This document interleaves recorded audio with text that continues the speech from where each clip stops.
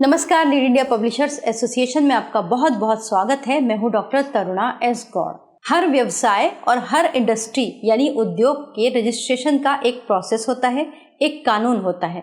उसमें काम करने के लिए कुछ नियम, कायदे और आचार संहिता लागू होती हैं।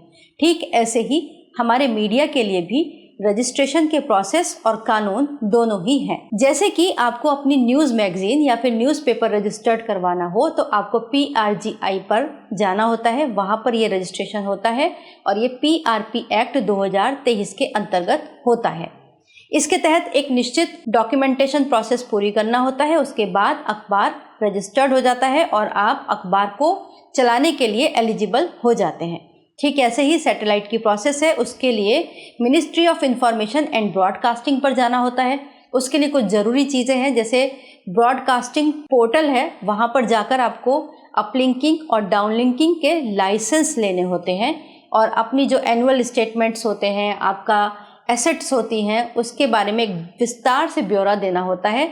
और वहाँ से जब आपका चैनल रजिस्टर्ड हो जाता है, फिर आप सैटेलाइट के माध्यम से न्यूज़ देते हैं। ठीक ऐसे ही ये प्रक्रिया पूरी करने के बाद MIB सैटेलाइट चैनल का लाइसेंस जारी करती है। ठीक ऐसे ही जो हमारे डिजिटल प्लेटफॉर्म्स हैं, उसके लिए कुछ रूल्स रेगुलेशंस हैं, लेकिन उसके लिए लाइसेंस का कोई प्रोसेस नहीं है।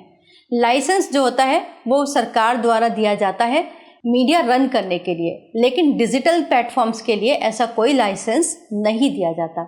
लेकिन कुछ रूल्स रेगुलेशंस हैं।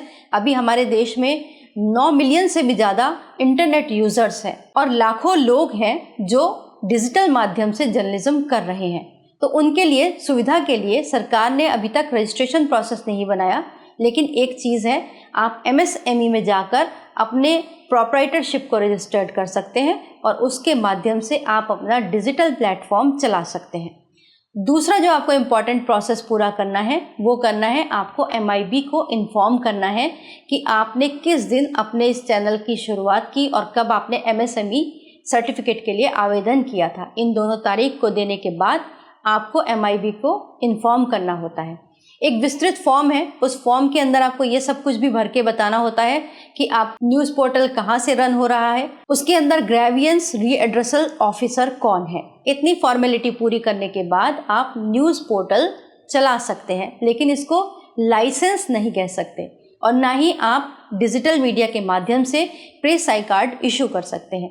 प्रेस आई कार्ड इशू करने के लिए आप अपना खुद का न्यूज़पेपर रजिस्टर्ड करवाइए, अदरवाइज आप हमारे साथ जुड़कर एज ए फ्रेंचाइजी भी प्रेस आई कार्ड इशू कर सकते हैं।